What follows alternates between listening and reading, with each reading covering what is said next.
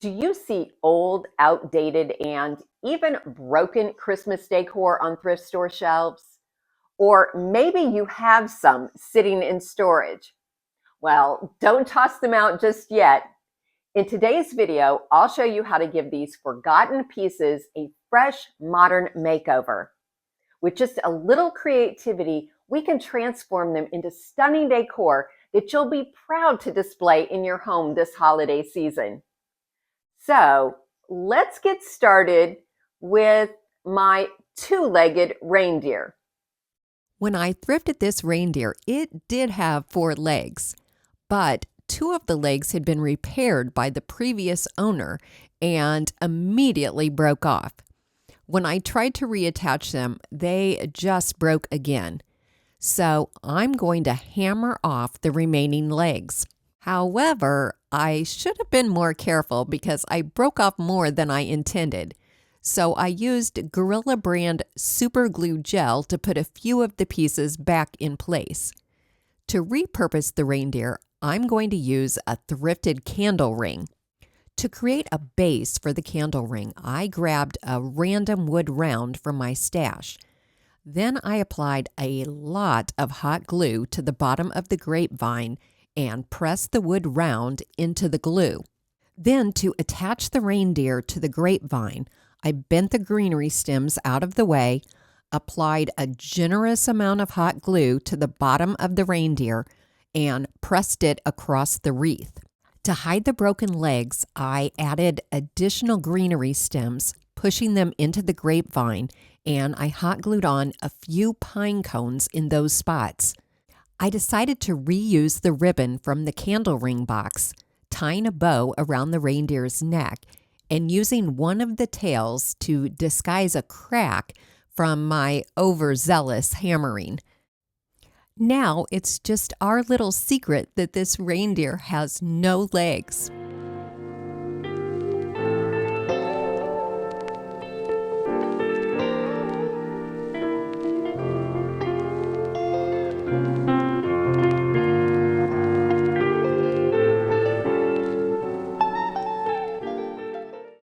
This silver bell was not broken, but it was made of lightweight plastic and looked really cheap.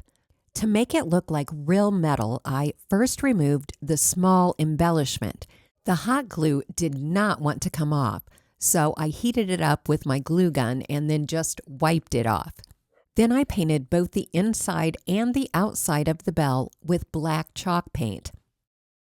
While the paint on that bell dries, I just ran up to the kitchen real quick to grab a Magic Mind.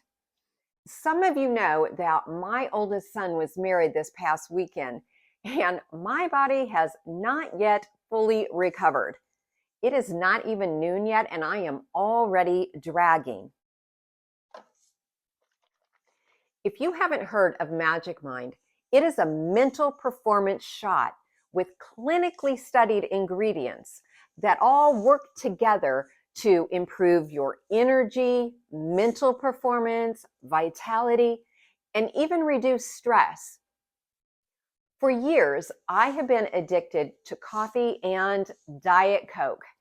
And although I can't say that I've completely given them up, I can honestly say that Magic Mind has helped me to drastically reduce my caffeine intake. And I genuinely feel so much better and more productive. And I want you to try Magic Mind risk-free. So click the link in my description box and use the code COTTAGE20 and you'll get up to 48% off your order. And if you are not completely satisfied, Magic Mind will give you a 100% refund, no questions asked. Okay, let's get back to the DIYs.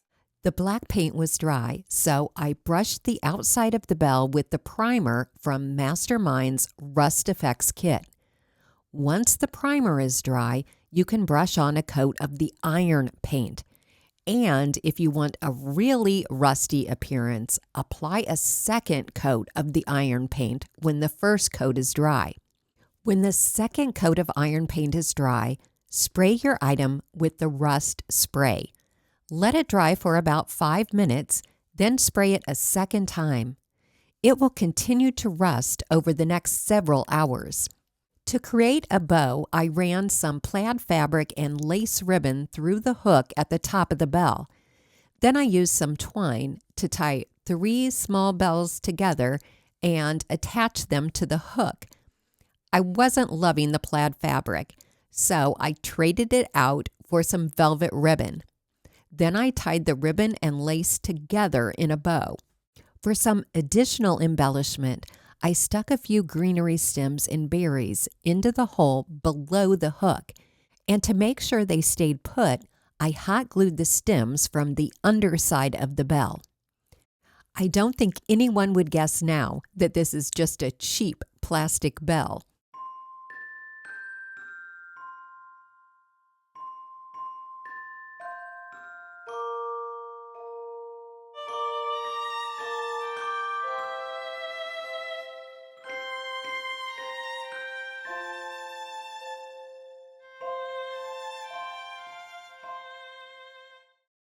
I like the black and white checkered hat and scarf and the little bird on this snowman, but I don't like his face, especially his smile.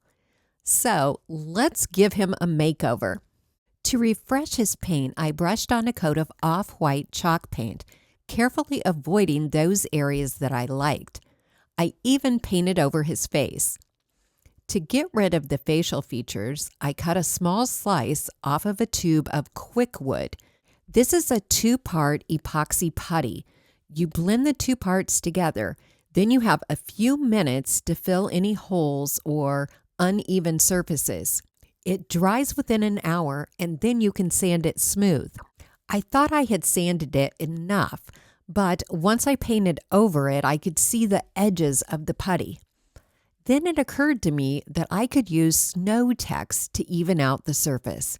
In fact, I could have used snow text from the start and skipped the quick wood. Since snow text creates a snowy texture, once it was dry, I sanded it a bit to achieve a texture that was similar to the rest of the snowman. Then I painted over the snow text. I also used some black chalk paint to touch up some spots on the scarf and hat.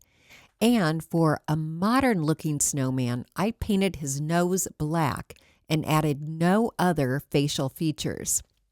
If you don't like glitter, you can stop here, but I love a sparkly figurine.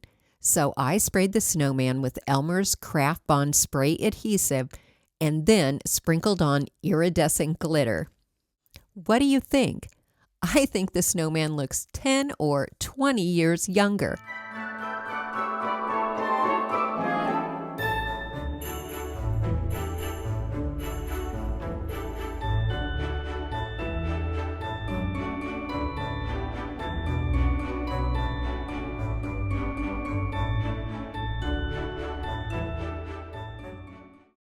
Last week, I posted a picture and asked what you would put inside this metal ornament, and you guys came up with some fantastic ideas. I first removed the ribbon and the pieces of wire that were holding the 2 halves of the ornament together so that I could empty out its contents. I wanted to add some faux pine stems that were big enough to fill the ornament and stick out through the holes on the sides. I added 1 long stem to each half, bending and arranging the branches, and then wiring the bottom of the stem to the bottom of the ornament. Next, I pulled out some clip-on bird ornaments from Hobby Lobby. I think they look so high-end, but they're actually very inexpensive, $11.99 for 10 birds. Once the birds were attached and I was happy with the arrangement, I used the existing wire and some new florist wire to put the 2 halves of the ornament back together. Nearly everyone that commented on my post mentioned adding lights, so I grabbed a strand of Dollar Tree battery-operated twinkle lights and slid it into the bottom of the ornament. To help hide it, I hot glued a stem of greenery to the battery box. Then I filled in around it with additional stems and a few pine cones. In fact, it was so well hidden, it took me a minute to find it when I wanted to turn the lights on. I decided to put a cardinal ornament on a branch on the outside of the metal ornament. Then to finish it off, I tied on a velvet ribbon to the top. A few of you said that you liked the pink ornaments, so you'll have to let me know if you like the birds better.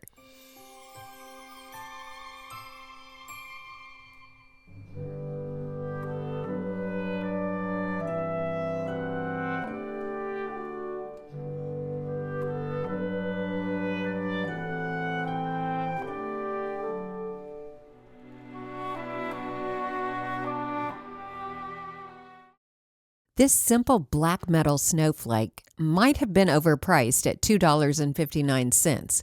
It's made from wire similar to a cheap hanger. So to dress it up, I first painted both sides with some gold spray paint. Once the paint is dry, take a strand of Dollar Tree gold florist wire. Starting at one end, attach the wire to the beginning of an individual arm. Then slide on a faux pearl and wrap the florist wire around the snowflake to keep the pearl in place. Pull the wire down to the next spot where the snowflake wires overlap. Twist the florist wire around the joint, add a pearl to that spot, and then twist the wire above and below the pearl to hold it in that spot. I continued this to the end of the arm, where I cut off the excess florist wire after twisting it in place. I used a new strand of wire for each arm. You could also glue the pearls in place if you prefer, but they would probably pop off fairly easily. This upgrade was basically free because I used wire and pearls that I already had on hand.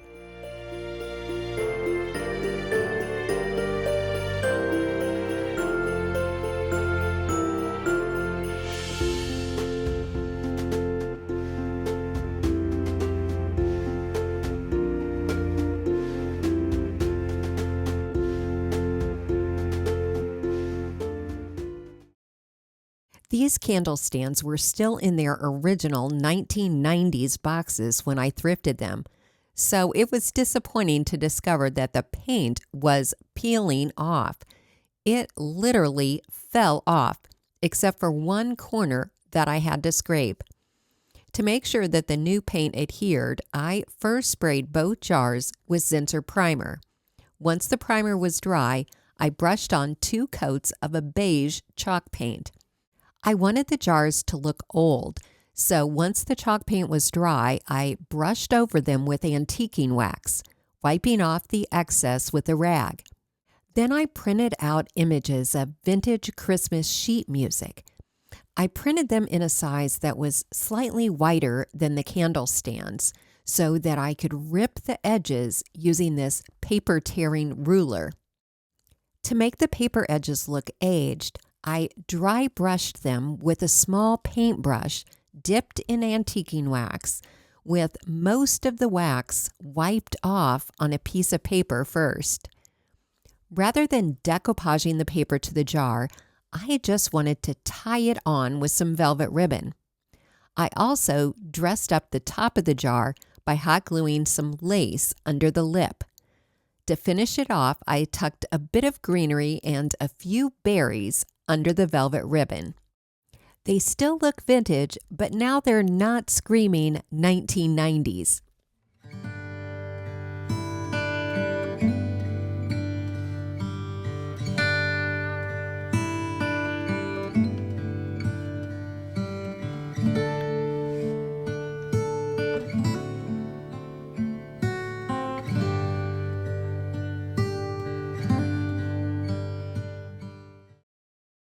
This sad little tree didn't even come in a pot. It was just attached to a piece of styrofoam.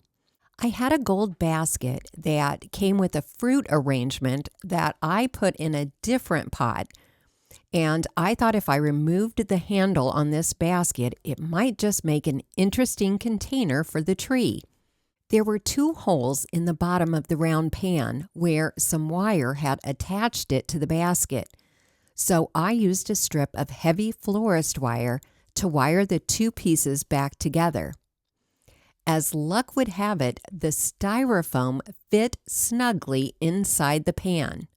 I wanted to do something completely different and add these Dollar Tree candlesticks to the tree. First, I removed the screw from the underside of the base to separate the 2 parts. Next, I brushed the candlesticks with some gold rub and buff to make them look a little more like brass. Then I pushed a skinny dowel rod into the hollow tube of the candlestick and then brushed the stick with the rub and buff too.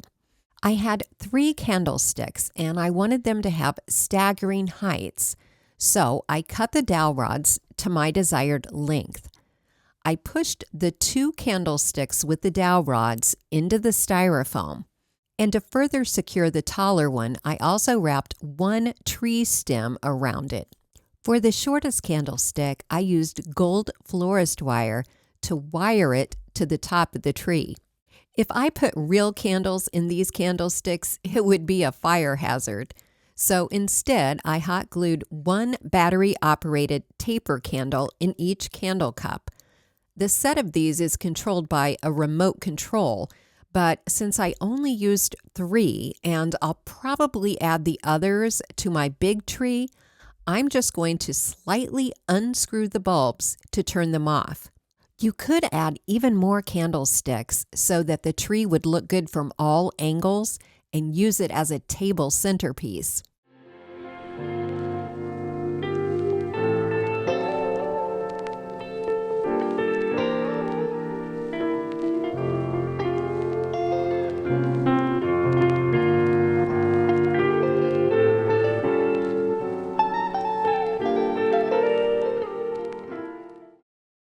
This rustic wood snowman was so popular several years ago, but with a few changes, we can give him an updated look. First, I ripped off his scarf and what was left of his greenery, and then I gave him a coat of white chalk paint. I would have left the paint except that it was scratched and dirty. To give the snowman a purpose, I'm going to add a little shelf. This random wood scrap came off of something, but I don't remember what. I painted it with the same white chalk paint and used wood glue to attach it across the snowman's belly.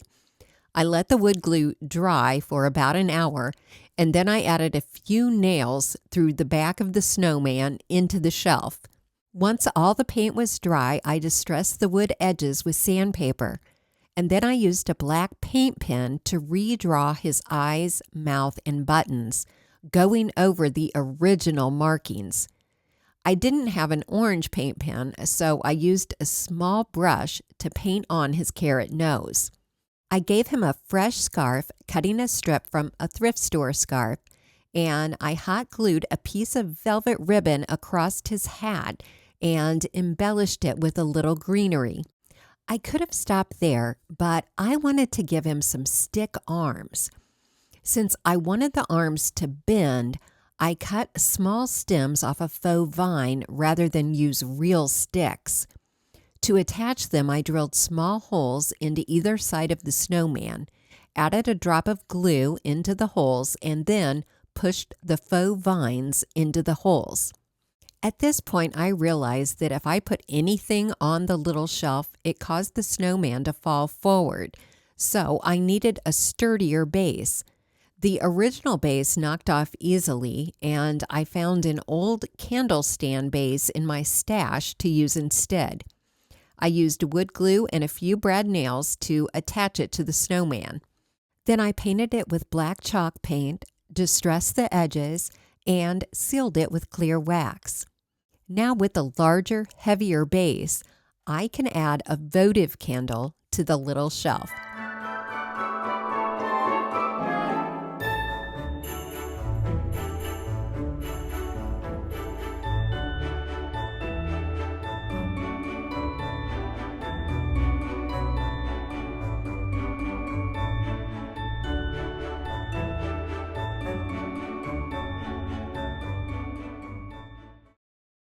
I'm so curious about how this clear bell originally looked.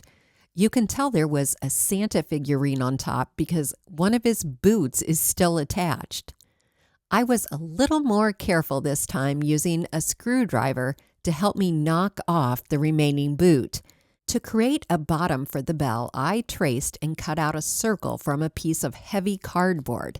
Before I glued the cardboard to the bell, I hot glued a bird's nest in the center because this was easier than trying to do it through the small opening in the side of the bell. Once the nest was adhered, I applied hot glue to the bottom of the bell and then pushed the cardboard into place. There was an odd rim around the bottom of the bell, so to disguise the side of the cardboard and to add extra durability to the cardboard base, I hot glued a piece of black velvet ribbon around that rim, covering the side of the cardboard. Then I began decorating the nest with some small greenery stems, a few tiny pine cones, a cardinal, some moss, and a couple of gold jingle bells, which I like to use in place of eggs in Christmas decor. Finally, I sprinkled in some fake snow. For additional embellishment, I hot glued some greenery and a bow to the top of the bell, which also helped to hide the broken piece. However, there was still a broken spot that you could see, so I grabbed some silver acrylic paint and dabbed it on that spot to make it blend in.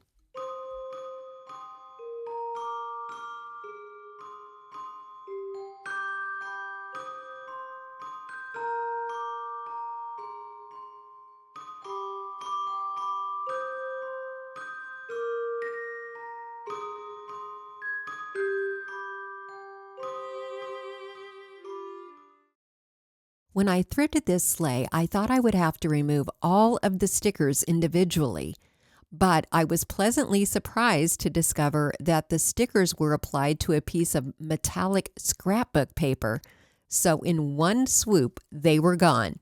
The previous owner had also added some green velvet and ribbon to the seat of the sleigh, which I actually liked, so I just glued down the spots that were beginning to peel away. To create a simple, classic look, I decided to paint the galvanized steel with green chalk paint. I painted both sides and the inside of the sleigh, giving it 2 coats to achieve full coverage. Once the second coat was dry, I applied an IOD rub-on transfer to each side. I chose a floral design from the Kitschy Christmas package that I thought coordinated nicely with the ribbon. To seal the green chalk paint and give it a darker, richer color, I brushed on antiquing wax and then lightly wiped it away. I even waxed the inside of the sleigh to protect the paint from scratches. Well, how'd I do? Did I save these ugly, outdated, and broken Christmas decorations?